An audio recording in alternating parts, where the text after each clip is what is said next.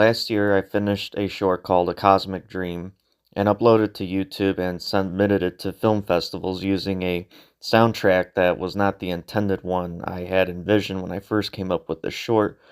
I had been a huge fan of Sun Ra and had wanted to do a short synced up to one of his pieces of music. So, since it didn't get into festivals, this is the short with the music I intended to use from the very beginning. I hope you all enjoy.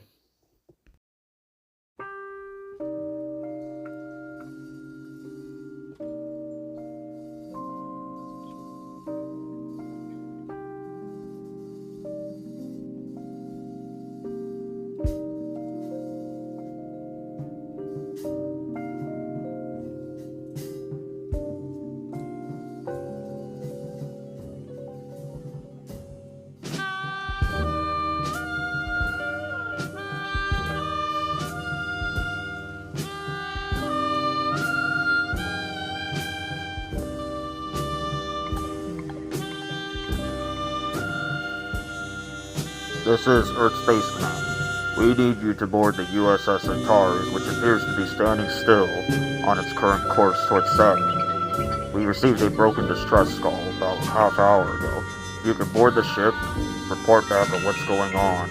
We need to know right away. Over and out.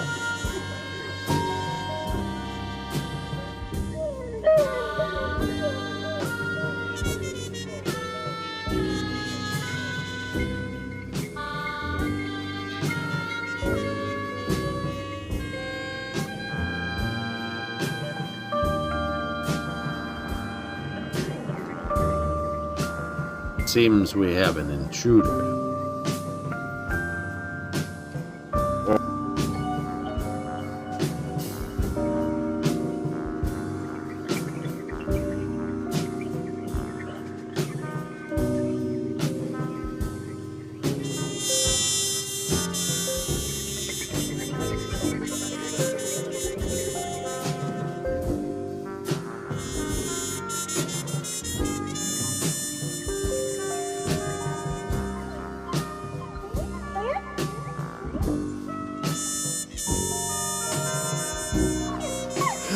Someone answer the distress call.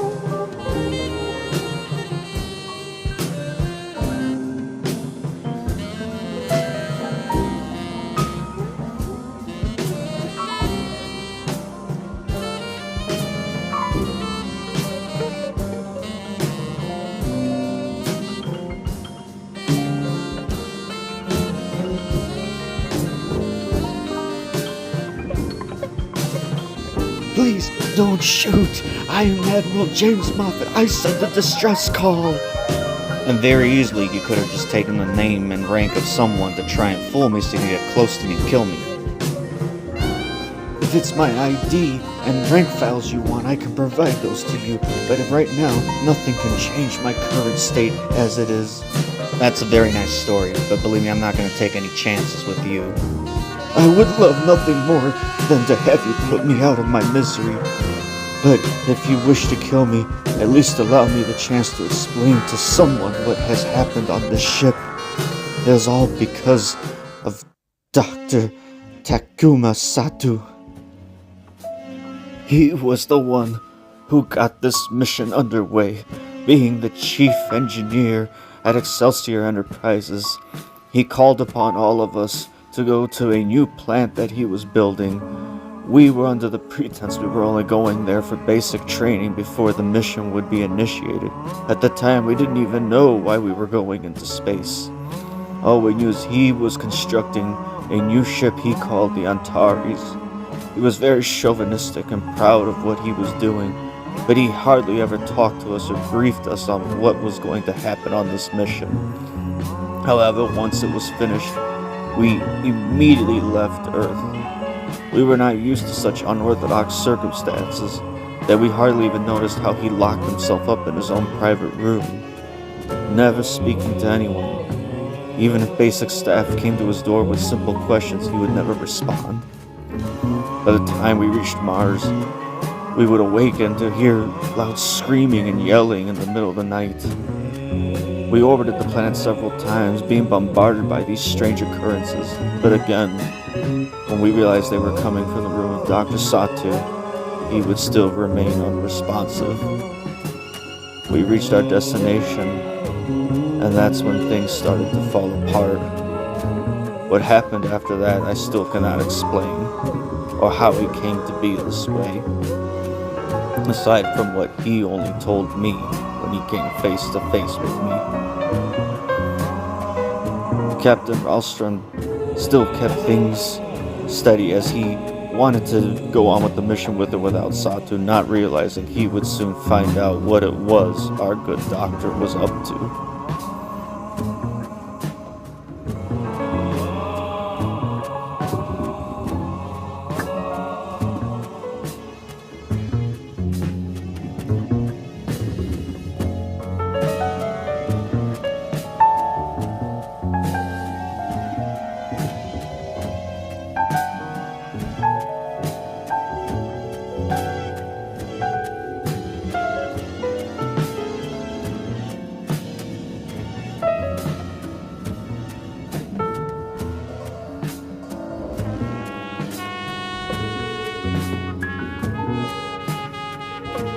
As I heard more screams from the various members of the crew, that's when I attempted to send a distress signal, only then I was interrupted by one of these beings that now we call blasters.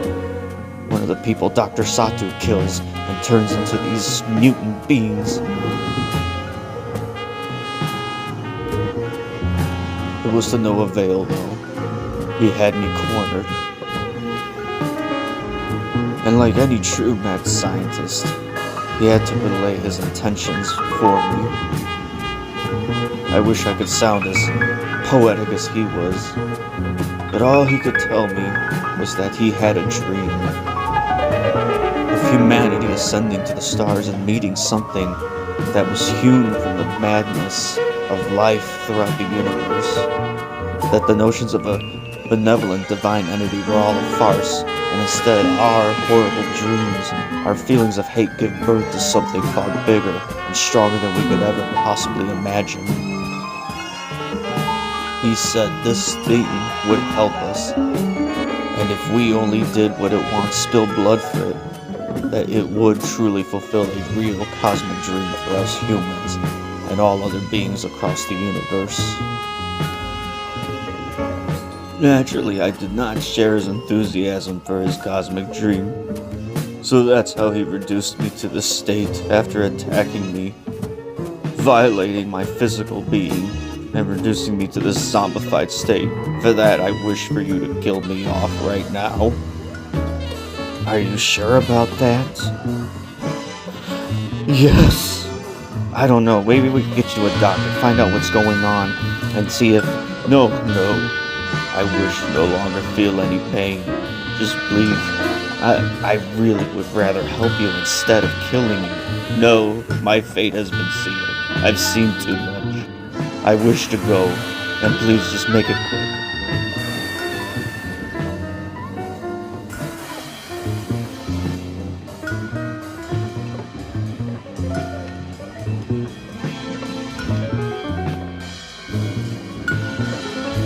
How dare Moffat invite someone to this party? I just didn't realize I was playing both host and security.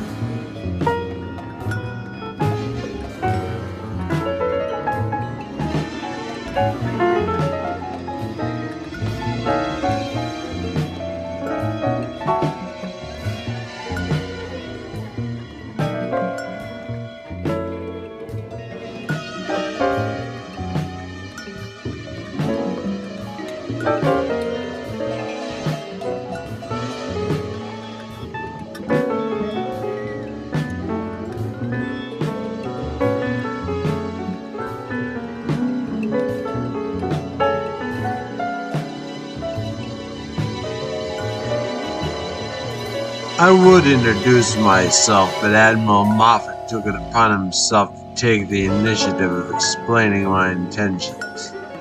Matters not at this point. You will help validate my concerns.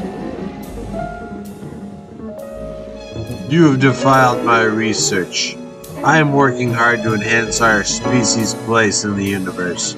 Now, much of what you encounter were mere obstacles to slow you down. Behold, the most advanced being that I can unleash on any opponent. I wish I had a name for it, but I'll get to that later.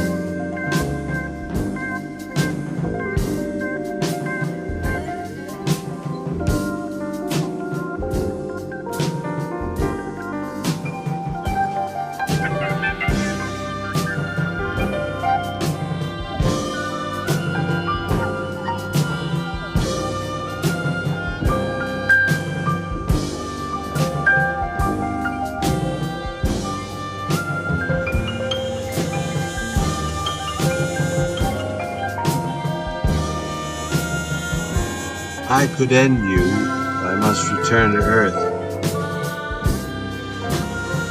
This visage will be useful for my next course of action. Who you see before you was once Dr. Sato, and now he's one with me.